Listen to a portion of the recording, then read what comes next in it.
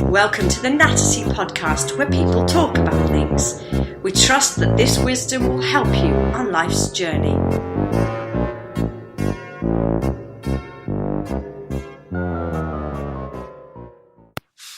Okay, welcome back to Nattersea. I'm Peter. I'm Jonny. We're just sharing our wisdom with the nation. We finished last time by reflecting on whether or not Keith Chegwin was imprisoned by a group of Korean hackers. And we decided that the answer was inconclusive. It was certainly more likely than Noel Edmonds was than Keith Chegwin. So we're doing wisdom. We're thinking about famous sayings that really just keep Britain alive. Yeah.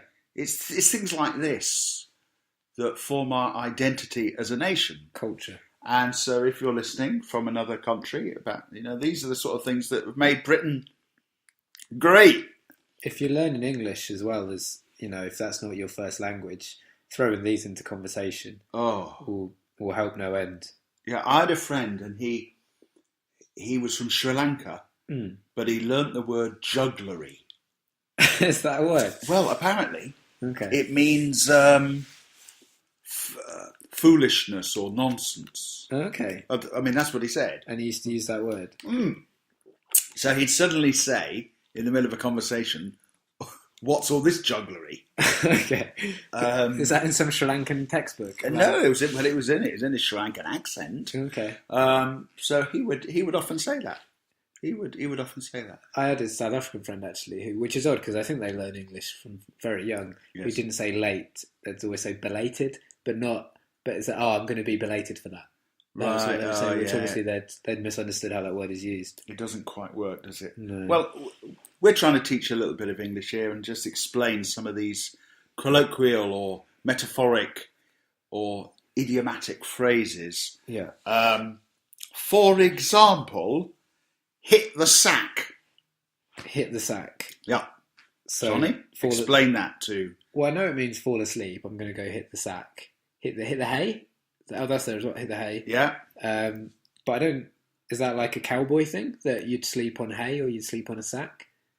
But you're still not hitting, is it? No. No. Hit the sack. I don't get that. I don't get that. I mean, if I were to hit a sack, Yeah. if the sack was empty, Yeah. I'm going to go through it, aren't I? That's true. If it's full, I'm going to break my hand. Yeah. Either way, I'm not going to fall asleep. It depends what you hit it with. If it was full and you hit it with your head. But I don't think that's what they're referencing though. No. What you think it means, like pick up a passing mouse or something and hit it with that? Oh, no, like your own head. Not a mouse's head. Oh, so I hit the sack with my own head. And then you'll fall asleep. If it's full of like, I don't know, saddles? Saddles? Not saddles. Something hard. So what about hit the hay? Hit the hay. No, you see, you'd never fall asleep if you hit the hay. I suppose it comes from the same sort of thing as hit the road. Yeah. Let's go hit the road. And people say hit the gym. Do they? Oh yeah. Well, awful people. I mean, I'm obese, and so I don't hit gyms. Okay. And anyway, I'm sort of obese and pacifistic. Okay, so hitting and gyms. They just don't go together. Not a fan. Do people really hit the gyms? People say, "Oh, we're going to go hit the gym." Do they? Yeah, awful. I don't like that expression. Hit the gym? Yeah, hit the gym. Oh. I know. Meaning go to the gym. Go to the gymnastic association. Well, the gymnasium, I think.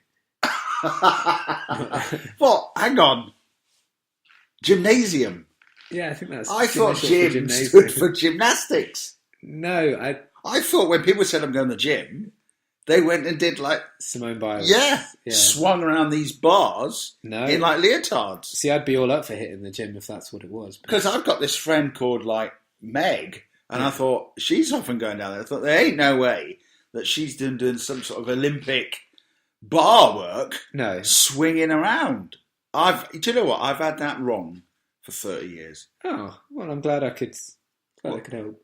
So do you think I should go and hit the gym? I think maybe. I don't want to be the one to say this, but you could go to the gym. I don't think you should hit the gym. I don't think you should use that phrase. Okay, but look, you see that I'm of a larger shape, figurement. Okay. What would you recommend that I did at the gym? Have you ever been to the gym? Yeah, I've been to the gym. Yeah, not so much now, but I have done. Right. So, what could I do there? Maybe some cardio. I mean, sometimes they have pools. You go for a swim, bit of an exercise bike, rowing machine, stuff like that. That's all good stuff. Right. And I have to pay for this, do I? Yeah, you get a free trial, I think. Yeah, I mean, but who are these people who drive to the gym? Well, if the gym's quite far away. Oh, I suppose. If it's a couple of miles and you don't fancy walking it. Okay, and what was this? I could do some cardio. What's that? I think that's short for cardiovascular, but then I don't know what that has to do with. I don't know. Energy, something like that. Oh. So anyway, we haven't worked out hit the sack. No, I'm not. It means to fall asleep. I'm happy for that one to go. All right, and now we didn't do any G's, by the way. Oh, okay. So we ought to do give the benefit of the doubt. What does that mean? I don't think that's really like an idiom. Like that sort of is what it is. You know, like hit the sack. You have to sort of work out what they're trying to say. Yeah. Okay. Well, explain. Give the benefit of the doubt to me. So if someone says something and there's a bit of a doubt, you say, "No, I'll give them the benefit." So I'm going to assume they're right. No, but I presume benefit means money. Oh. Okay. No, so if I believe you, I'm going to give you my benefits. Yeah. Well, isn't that what it means? Oh, maybe. Oh, right. So if you doubt whether someone's actually rightfully not employed. Yeah, or something, I give you my benefits. Yeah. That's not how I would take it. No. Well, anyway, if I gave them to you, you'd probably just spend it on a bit of toilet paper on your sellotape to your laptop. Yeah, I still need to work out a better solution, really. I know. You really think someone's watching No, you? I honestly, I'm 99% sure they're not. But that 1% is really scary. No, but you should really give them the benefit of the doubt. I don't think I should. You should. Okay, what about this? Now, we're still doing H's. Hit the nail on the head. So that's when you get something like exactly right. Is it? Yeah, so if you were to say, I don't know, what do you think's the problem here? And I say, I think the problem's you've got too many flags on your desk. You say you've hit the nail on the head. No, but exactly okay. Now, all right. Now, Jonny is referring, quite rudely, really, to the fact that I've got flags on my desk. I mean, that's just you an said, example. what's the problem in here? There's all sorts of problems in this room, but the flags on my desk are not really. That a was problem. just a for instance, really. Like No. But we need to be accurate. We're teaching people English. Okay. No. Clearly, you've got an emotional problem with my flags. Yeah. What's wrong with them? I think they're a bit What? cheap. Well, yes, they're cheap. Do you get them everywhere you go? Yes. But do you get them in that country? No, I get them from the Amazon jungle. So you when you go, that's quite clever. I go on Amazon.co.uk. So after you've been somewhere, you say, "Oh, I've been to Spain." That's it. Let me order a Spanish flag. That's it. But they're not uniform. If you've ordered them from the same place, they're different heights. They've got different tops. They are. Look. Our listeners can't see this. They are particularly similar in terms of the toppage. Yeah, not similar enough. I don't think. What do you mean not similar enough? They're fine. Just they've always caught my eye for the wrong reasons in here. What are you talking about? They've stuck out. They've stuck out. The tops on 4 of them are gold and 2 of them are black, and that's quite different colourings. But I don't see that as a problem. You're supposed to be looking at the flag, not the toppage. Oh, my eye's drawn to it. Really? Yeah. Wow. That is strange. I'm sorry. Well, have you never done that? You never thought, oh, I've been somewhere, I'll have a flag. No, because how far do you take it? Like, I've been to Wales recently. We're going to get a Welsh flag for my desk. I've been to Cornwall, but, we don't go that far. No, they don't have a flag. Or maybe they do. Well, maybe they do. Maybe they should. Do you know about... Cornwall is separate, because I used to live in that neck of the woods. That's a phrase. In those neck of the woods. Yeah. Is it that neck, those neck? That, I think. And there's a bridge between Devon and Cornwall. Did you know this? No? It's absolutely true. There's a bridge. I want to think it's called... I can't tell you what it's called now. But anyway, you only pay to come out of Cornwall. Okay, so it's free to get in. Yeah. That's clever. Yeah. You pay to get out. What about that? That's quite an interesting marketing strategy, isn't it? Well, I mean, it's only 20p. Oh. So... Well, they can charge whatever they want. Because you've got to get out. If you don't live there. You do have to get out. If you live... Yeah. No, but we have to be careful. We might have Cornish listeners. Yeah, no, nothing against Cornwall, but if you don't live in Cornwall... Well, they probably haven't got Wi-Fi down there, have they? No. Not a lot of not a lot of Wi-Fi in Redruth. The people who are stuck there because they can't afford to get home. So you don't like my flags? I don't mind the countries. Now, I'm not asking you, are you at war with Spain? Am I? That's not what I'm asking you. I'm going to put it on record, I'm not a big fan. What, of those flags? So, like, when you leave, like, you're going to leave the country soon, aren't you? I don't think that's a big secret, is it? You don't want me to buy you a British flag, for example, for you to remember where you're from? I'd love one, but not in that sort of ilk. Well, look, we need to describe that. They're, 6 inches tall, these flags? Plastic. Yes, plastic, but classy. I mean, that is not the word I would use. They're classy. They're the sort of thing you'd find on Retford Market, I think. They're not the highest quality. We ought to do a whole podcast about Retford Market. We really should. What a load of tat! That one will be called tat. Tat. T-A-T. We need to work out what that means, don't we? Stay tuned for that. All right. Well, I often wondered why you didn't like coming in here. Now I think I've hit the nail on the head. You've hit the nail. See, there we go. Full circle. Full circle. Whatever, or whatever that means. Well, we're sort of onto I now, really. Oh, we're zooming through. Yeah. Oh, no, what about... I've heard it on the grapevine. What does that mean? I've heard it on the grapevine. Yeah. Like you've heard rumours, so, I've heard it on the grapevine that you're getting married or something. I mean, that's not... No, I am married. Yeah, for example, that's the sort of thing you'd hear. Now, I've heard it on the grapevine that you're not getting married. Is that right? Is that a rumour that's going around? It's a rumour that is going round. It's odd to spread rumours about like things that aren't happening. Well, I'm an unconventional person. Yeah. That's true. I can confirm that. Yeah. So I've heard it on the grapevine. It's odd because a grapevine is a vine with grapes on. Sure. So how do you hear something? I would argue that it's just called a vine. Like, you don't usually say, I've got a grapevine in my garden. You'd say, I've got a vine, vineyard. You wouldn't say a grape vineyard. Well, I don't walk around going, hey, I've got a vine. I mean, I do have a vine in my garden. Did you know that? Yeah.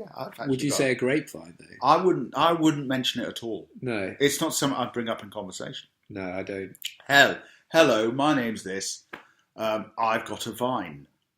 No. Let alone a grapevine. But my point is, how do you hear it on the vine? Yeah, that's an odd expression. I've seen it on the vine. Yeah, that would make... I mean, as a phrase, it's more likely that you would see something on the vine. I don't know. I don't like that one. Anyway, just a couple more. Both of them are I, right? It takes two to tango. Does it? I'm not a dancer particularly, but... No. You could surely do the dance by yourself. I've often danced by myself. Yeah? Sometimes I dance in the shower just before I fall asleep. Okay. Yeah. Well, yeah. Tires you out. And then I get so tired I have to hit the sack. Yeah. Does it take two to tango? I mean, it takes two for a two-person tango, yes, but then it would take three for a three-person tango. So perhaps it should be more accurately described. It takes two people to do a two-person tango dance. Yeah. I mean, or just a dance, just a two-person dance.